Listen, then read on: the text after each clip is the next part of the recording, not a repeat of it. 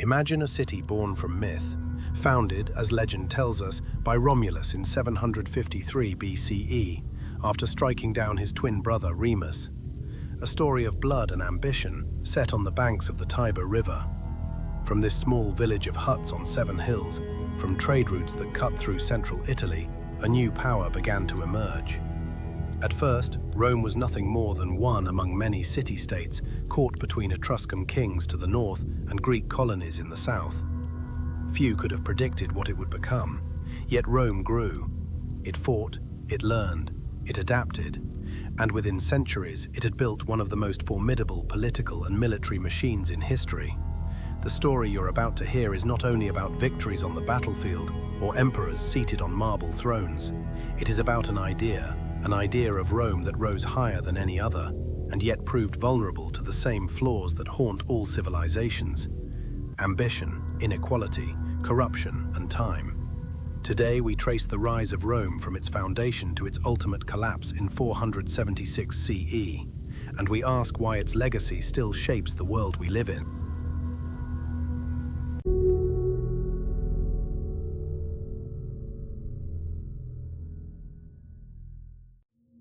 Rome's beginnings are wrapped in legend. According to tradition, Romulus founded the city in 753 BCE, after killing his brother Remus in a quarrel. Whether true or not, archaeology confirms that by the 8th century BCE, huts of wood and clay clustered on the Palatine Hill had already grown into an organized community. Kings ruled Rome for centuries. They built temples, organized rituals, and drained the swampy valleys to create the Roman Forum. But in 509 BCE, Romans overthrew their last monarch, Tarquinius Superbus, the Proud. They vowed never to be ruled by a king again. From that moment, they created the Republic.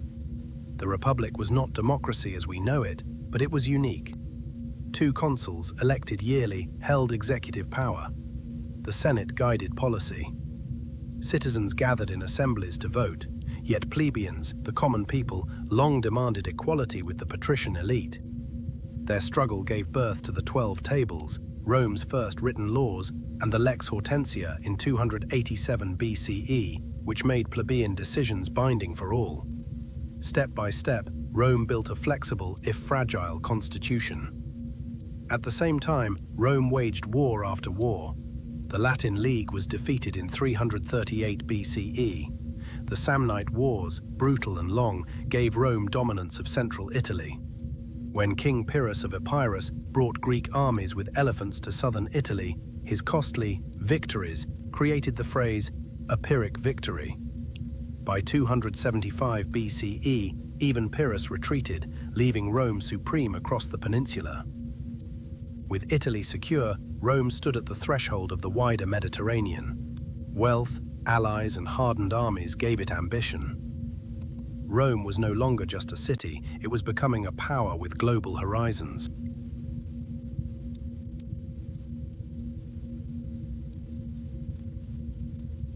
Rome's next great enemy was Carthage, the wealthy maritime power of North Africa. What began as a dispute over Sicily in 264 BCE soon escalated into the First Punic War. Rome, a land power with almost no naval tradition, built fleets from scratch. At first, Roman ships sank more often than they fought, but ingenuity changed the tide. With the corvus, a heavy boarding bridge, they turned sea battles into infantry fights, something Romans excelled at. By 241 BCE, Carthage conceded Sicily, which became Rome's first overseas province. The Second Punic War proved far more dangerous. In 218 BCE, Hannibal Barca launched one of the boldest campaigns in history. He led his army, including war elephants, across the Alps into Italy. At Cannae in 216 BCE, his forces annihilated a Roman army, killing tens of thousands in a single day. Panic spread through the Republic, yet Rome endured.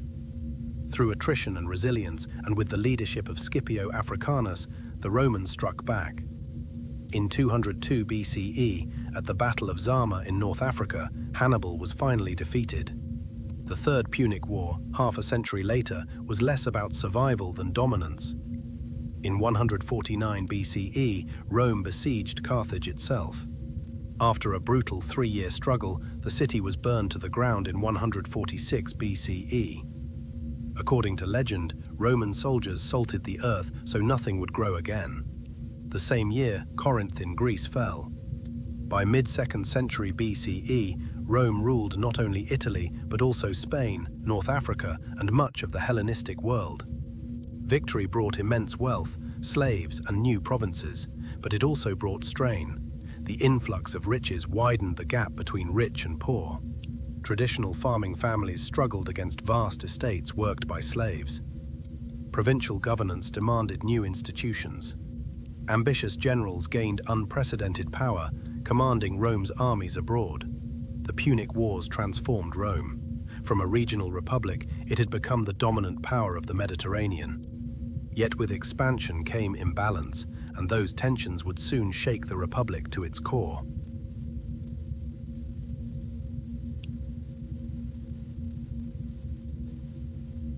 The late republic was a storm of ambition and violence.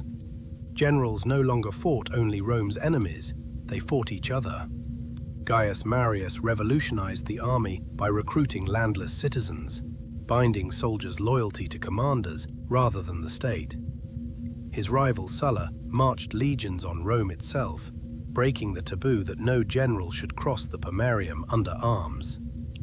Civil war had begun to corrode the republic. The 1st century BCE saw an unending cycle of power struggles. The Senate, once a council of statesmen, became a battlefield for factions. Pompey the Great expanded Rome's dominion from Spain to the east, while Marcus Crassus built fortunes that dwarfed old aristocratic wealth. Julius Caesar rose alongside them, conquering Gaul and building an army fiercely loyal to him. In 49 BCE, Caesar defied the Senate and crossed the Rubicon River with his legions. "The die is cast," he declared. Civil war followed. Caesar triumphed, became dictator, and launched reforms, resettling veterans, revising the calendar, curbing corruption. But on the Ides of March, 44 BCE, senators struck him down, convinced they were saving liberty. Instead, the Republic unraveled. Caesar's heir, Octavian, allied with Mark Antony, then turned against him. Their clash ended at Actium in 31 BCE, where Octavian's fleet destroyed Antony and Cleopatra's. From this victory, Octavian took the name Augustus. In 27 BCE, the Republic's institutions remained: consuls, senate, assemblies, but power rested with one man. Augustus commanded the army, controlled finances, and projected himself as both princeps, first citizen, and imperator. The Republic was dead in all but name. Rome had entered a new age, the Empire.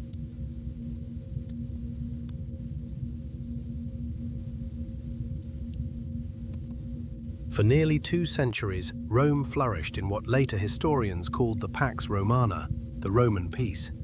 At its height, 50 to 70 million people lived under Roman rule.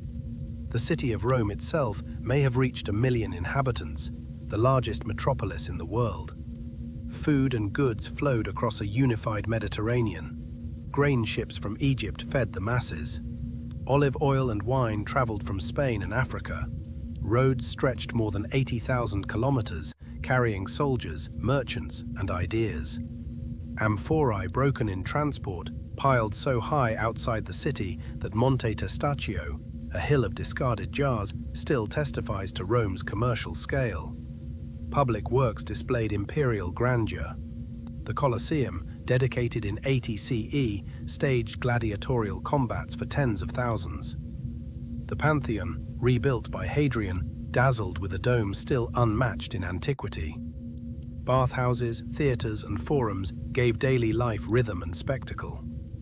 Aqueducts, some stretching for miles, delivered hundreds of thousands of cubic meters of water into Rome every day.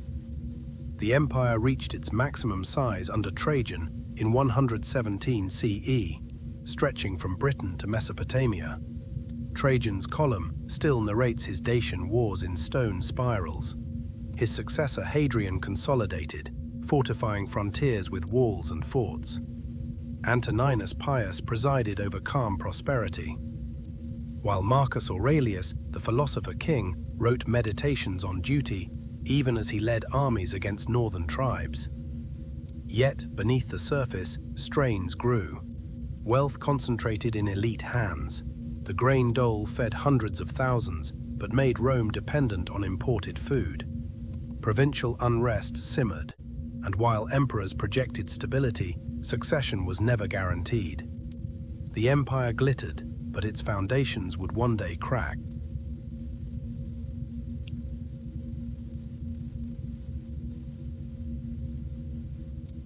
The death of Marcus Aurelius in 180 CE marked a turning point. His son Commodus proved unstable, preferring gladiatorial games to governance. Assassinations, coups, and civil wars followed. By 235 CE, the empire entered what historians call the crisis of the 3rd century, an age of near anarchy. In just 50 years, nearly 20 emperors rose and fell, most slain by their own troops. Generals were made and unmade on the battlefield. Legitimacy dissolved as the army chose rulers with the sword. External enemies pressed harder. Goths raided across the Danube. Alemanni and Franks poured into Gaul. In the east, the new Persian Sassanids crushed Roman armies and in 260 captured Emperor Valerian alive, parading him in chains, a humiliation Rome had never endured. The economy collapsed. Coins were debased until silver content nearly vanished, fueling inflation. Trade faltered as insecurity spread. Cities shrank. Elites retreated to rural estates, abandoning civic responsibilities. Diocletian tried to restore order with sweeping reforms, restructuring provinces, imposing new taxes, and in 301 issuing an edict on prices to control inflation. It failed, and the economy convulsed further. Amid this turmoil, Christianity spread. Despite persecutions, its networks of charity offered community and hope. By 212 CE, citizenship had been extended to nearly all free inhabitants of the empire, reshaping Roman identity itself. The cracks in Rome's system were widening. The old civic duty eroded. The state became heavier, more coercive. Survival seemed possible only through constant reform, and even then the future was uncertain.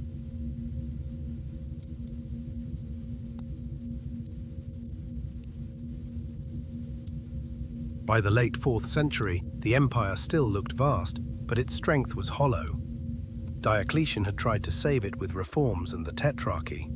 Constantine later restored unity and built Constantinople in 330, a glittering new Rome on the Bosphorus, safer and richer than the old capital. It was a sign that power was shifting eastward. After Theodosius died in 395, the empire split for good. The east remained wealthy and defensible. The west, by contrast, faced crumbling finances, fewer troops, and enemies pressing on all sides. In 376, desperate Gothic tribes crossed the Danube, seeking refuge from the Huns. Poorly treated, they revolted. At Adrianople in 378, they annihilated a Roman army, killing Emperor Valens. Rome had suffered defeats before, but this time the legions seemed vulnerable. Then came the shock of 410. Alaric's Visigoths sacked Rome. For contemporaries, it was almost unthinkable. Jerome, writing in Bethlehem, cried, "The city which had taken the whole world was itself taken." The blow shattered the aura of invincibility. The Vandals struck next, seizing North Africa, Rome's breadbasket. Losing African grain and tax revenues gutted the treasury. In 455, their fleets sailed into Italy and plundered Rome again. The humiliation was complete. By now, Western emperors were weak figures, often controlled by generals or barbarian allies. The army itself relied heavily on foederati, foreign troops whose loyalty was uncertain. Even victories, like Aetius halting Attila the Hun in 451, felt temporary. By the 470s, the empire was a shadow. The court hid in Ravenna, while provinces slipped away. In 476, the boy emperor Romulus Augustulus was deposed by Odoacer, a Germanic commander who didn't even claim the purple. Instead, he sent the imperial regalia to Constantinople. The Western Roman Empire had ended, not with a single cataclysm, but with a slow erosion of power, until one day nothing remained.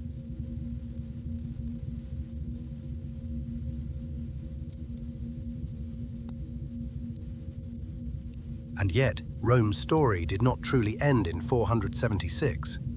Its shadow stretched far into the future. The successor kingdoms, the Goths, Vandals, Franks, kept Roman laws, coinage, and administrators. They wore Roman titles and ruled from former imperial cities. Rome's empire was gone, but its framework lived on. Latin survived, evolving into Italian, French, Spanish, Portuguese, and Romanian. Today, hundreds of millions speak languages born from Rome. Roman legal concepts, contracts, property, citizenship still shape modern courts. In the East, Justinian's great legal code preserved them for a millennium. Rome's infrastructure endured too. Roads, bridges, and aqueducts remained useful long after emperors fell. Arches, vaults, and domes became blueprints for medieval cathedrals and modern capitals alike. Walk through Paris, London, or Washington, and you see Rome's imprint. The Church, once persecuted, became Rome's most enduring heir. Bishops replaced governors, dioceses mirrored provinces, and the papacy rose from the old capital as a spiritual empire. Even the very idea of Rome survived. Byzantium called itself the Roman Empire until 1453. The Holy Roman Empire borrowed the name centuries later. From Napoleon to Mussolini, rulers have invoked Rome as a model of glory. Rome teaches us two lessons: that no power is eternal and that legacies can outlast collapse. Its laws, language, architecture, and institutions still guide us.